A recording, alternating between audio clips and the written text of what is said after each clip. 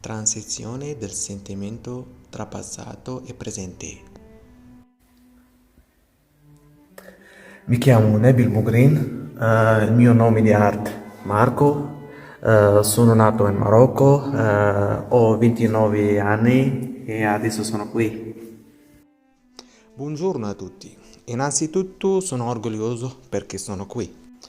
E ora vi spiegherò la mia storia con quest'opera d'arte che ho fatto. Vorrei dire la prima cosa che ho dipinto e come mi sento. Tutti sappiamo che l'artista disegna ciò che sente. Sono musulmano e l'Islam ci ordina di rispettare i cristiani e le chiese. Ho amato questa chiesa di San Tommaso di Maiano perché accoglieva tutte le culture ed è proprio questo, ed è proprio questo che condividono con i cristiani e anche i cristiani e rispettano i musulmani. Questa cosa è successa a me, soprattutto il primo giorno ci avete salutato a noi con ospiti in arrivo così meravigliosamente. Questa cosa per cui ti ringrazio racconta la storia di questa chiesa. Erano i viaggiatori si stanno fermando qui, prendendosi un po' di riposo dalla lunga strada che avevano percorso. Ciò significa che c'era amore, tolleranza e pace in questo posto.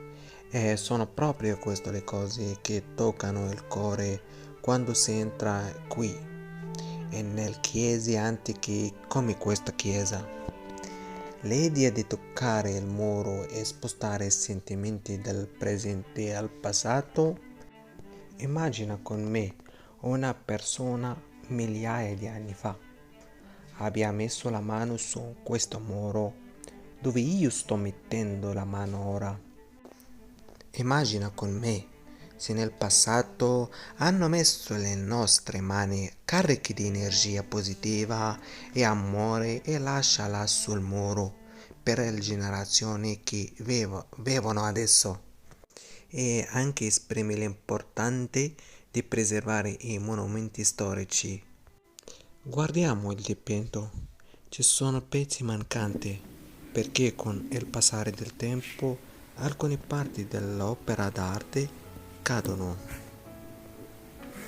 Dobbiamo avere cura di ciò che abbiamo per il futuro, perché le generazioni del futuro hanno il diritto di vedere quest'opera d'arte e sentire le loro energie di amore, tolleranza e pace. Grazie.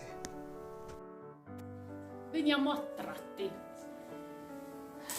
Qualcuno riesce ad esprimere in vari modi, nella scrittura, nella poesia, nella... Nabil è riuscito con un bellissimo rappresentazione, un quadro, un'opera. Sì, questa è la mia idea. La mia idea, quando mette la mano su un muro antico, sia possibile scambiare sentimenti con le persone dai tempi vecchi. E questo per le persone dal presente, adesso che vive qui, che vive adesso. E questo parte rappresenta il passato e anche rappresenta un altro modo esprime l'importanza di preservare i monumenti storici. Guardiamo qui, c'è un disegno vecchio, era un disegno molto bellissimo, però al presente c'è tante parti cadute. E queste parti dobbiamo esprimere queste parti non, per il futuro, per la generazione del futuro, perché la generazione del futuro ha il diritto di guardare questo disegno.